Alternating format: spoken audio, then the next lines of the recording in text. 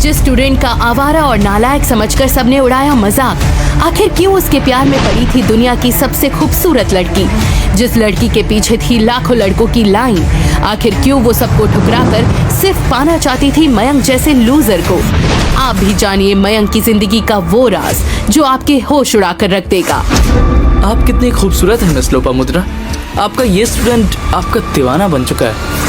तुम्हें पता है मयंक, कुछ प्रेम कहानियाँ अधूरी ही रह जाती हैं। हमारी कहानी अधूरी नहीं, अमर होगी। आपको पाने के लिए मैं हर हद पार कर जाऊंगा। ये कोई आम कॉलेज नहीं बल्कि जादुई दुनिया का रहस्यमय कॉलेज था।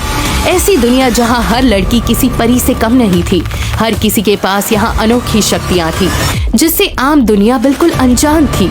ये धरती पर चुने गए उन खास लोगों की दुनिया थी जो बुरी शक्तियों और बुरी ताकतों से लड़ने के लिए जन्मे थे। इसी जादुई दुनिया का ये नालंदा कॉलेज, जहाँ की टीचर लोपामुद्रा और मयंक की प्रेम कहानी सांस लेने लगी थी। अब तो बाकी स्टूडेंट्स इस बारे में बात करने लगे थे। यहाँ प्रकृति ने सबको कोई ना कोई शक्ति देकर भेजा है। सिर्फ एक मयंक ऐसा लूजर है जिसके पास कोई पावर ही नहीं है, फिर भी क्यों मिस लोपामुद्रा उसी में इंटरेस्टेड है। वही तो कहा, भला की खूबसूरत सुनहरे पंखों से उड़ने वाली मिस लोपामुद्रा, और कहा ये दुबला पतला मरियल मयंक। लोपामुद्रा तो मुझे मिलनी चाहिए। क्लास में हो रही कानाफूसी सुनकर एक दूसरे की आंखों में खोए हुए लोपामुद्रा और मयंक जैसे होश में आए। मिस लोपामुद्रा फर्स्ट ईयर के बच्चों को पढ़ाती थी, लेकिन इस दुनिया में कोई बूढ़ा नहीं होता था। लोपामुद्रा भी इन्हीं बच्चों की तरह एकदम जवान और खूबसूरत दिखती थी, जिनके सपने हर कोई देखता और उनकी क्लासेस में कोई लड़का भूल कर भी एब्सेंट नहीं होता था। लेकिन मयंक से सभी नफरत करते थे। यहाँ के कुत्ते भी किसी न किसी शक्ति के मालिक हैं, लेकिन ये मयंक यहाँ के कुत्ते से भी गया गुजरा है। मिस लोपामुद्रा इस पर अपना टाइम वेस्ट करना बंद। लोपामुद्रा को क्लास के टॉपर समीर की ये बात बुरी तो लगी, पर कहीं न कहीं वो सही था। यहाँ धीरे धीरे सभी जादूगरी की महानता को हासिल कर रहे थे। वहीं मयंक 2 साल से किसी भी टेस्ट को पास नहीं कर पाया था। मयंक, अब तक तो तुम अंतरात्मा की शक्ति को पहचान चुके होगे। बताओ, आखिर कौन सी शक्ति खोज निकाली है तुमने अपने अंदर?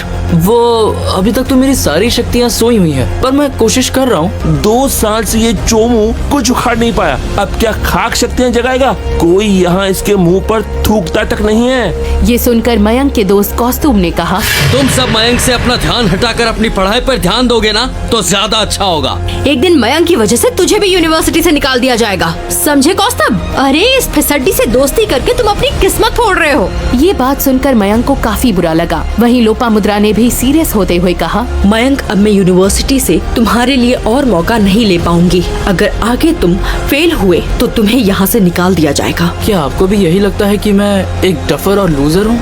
लोपामुद्रा ये सुनकर कुछ देर के लिए चुप हो गई। दरअसल ये बात सिर्फ लोपामुद्रा जानती थी कि मयंक के हाथ पर बना निशान कोई साधारण चिन्ह नहीं था। इस निशान का मतलब था कि करोड़ों सालों में किसी एक जादूगर को कुछ असीम शक्तियाँ मिलती हैं। उन्होंने ये राज सबसे छुपाए रखा था, लेकिन अब उन्हें यकीन होने लगा था कि शायद ये एक इत्तेफाक था और मयंक किसी लायक नहीं है। खुद को देखो मयंक, कितने दुबले पतले और कमजोर दिखते हो। अरे इस दुनिया में जन्म लेने वाला बच्चा भी कुछ न कुछ जादूगरी करता है। तुम तो आम इंसान से भी गए गुजरे हो। हाँ मैम, आज आपने दिखाई ना इसकी औकात। इस 2 कौड़ी के मयंक को लात मार कर निकाल देनी चाहिए। लोपामुद्रा वहाँ से निराश होकर चली गई। दरअसल नालंदा में छुपे हुए एक रहस्यमय मंदिर की चाबी सिर्फ वही जादूगर खोल सकता था जिसे ब्रह्मांड ने एक विशेष चिन्ह देकर भेजा हो। उन्हें लगा था कि शायद मयंक ही वो जादूगर है, लेकिन अब उन्हें लगता था कि ये सब किसी काम का नहीं। उनके जाने के बाद मयंक ने सभी से कहा, मैं राजघराने से हूँ। जानते हो, ये नालंदा यूनिवर्सिटी मेरे पूर्वजों ने ही स्थापित की थी। मेरे दादाजी दुनिया के सबसे बड़े जादूगर थे। मयंक की ये बात सुनकर हर किसी की मानो हंसी छूट गई। एक स्टूडेंट ने कहा, इतनी बेशर्मी से इतना बड़ा झूठ तो यही बोल सकता है। जानता भी है, जो राजघराने से होता है ना, उसे बचपन से ही सारी शक्तियाँ मिल जाती हैं। तेरी तरह पास होने के लाले नहीं पड़ते उसके। ये बात सुनकर मयंक शांत हो गया था। वहीं वो लोपामुद्रा को रोकने के लिए क्लास छोड़कर उनके पीछे गया, पर लोपामुद्रा बिना पीछे मुड़े उससे बोली, अगर 1 महीने के अंदर अपनी शक्तियाँ पहचान कर तुमने एग्जाम पास नहीं किया तो यहाँ तुम्हारा आखिरी दिन होगा। मुझसे दूर जाने से डर रही हो या मुझसे अब शर्म आने लगी है? जादूगर परी हूँ मैं, और जानते हो ना यहाँ के नियम, मुझे वही साथी चुनना होगा जो मुझसे ज्यादा शक्तियों का मालिक हो। ये बात सुनकर मयंक शांत हो गया। आज तक उसने कभी जादूगरी और शक्तियों को सीरियसली लिया ही नहीं था, लेकिन वो किसी भी कीमत पर लोपामुद्रा से दूर नहीं हो सकता था। उसकी जिंदगी लोपामुद्रा में बसी हुई थी। मैं आपसे वादा करता हूँ 1 महीने में मैं एग्जाम भी पास करूंगा और सबको ये साबित भी कर दूंगा कि मैं आपके लायक हूँ। अपना वादा याद रखना मयंक, मुझे तुम्हारा इंतजार रहेगा। लोपामुद्रा को हमेशा से मयंक में एक अलग ही ऊर्जा और शक्ति नजर आती थी। उन्हें अभी भी विश्वास था कि शायद वो मयंक के जरिए उस प्रचंड शक्ति तक पहुंच सकती है जिसके बारे में सदियों से सिर्फ लोग सुनते हुए आ रहे थे। जाइए, क्लास के स्टूडेंट आपका इंतजार कर रहे होंगे, लेकिन बस अपने स्टूडेंट को कभी मत भूलिएगा। लोपामुद्रा तो चली गई, लेकिन मयंक हैरान परेशान खड़ा था। जो काम वो 2 सालों में नहीं कर पाया था, वो 1 महीने में आखिर कैसे कर सकता था। वो नहीं जानता था कि आखिर इतनी कोशिश करने के बावजूद भी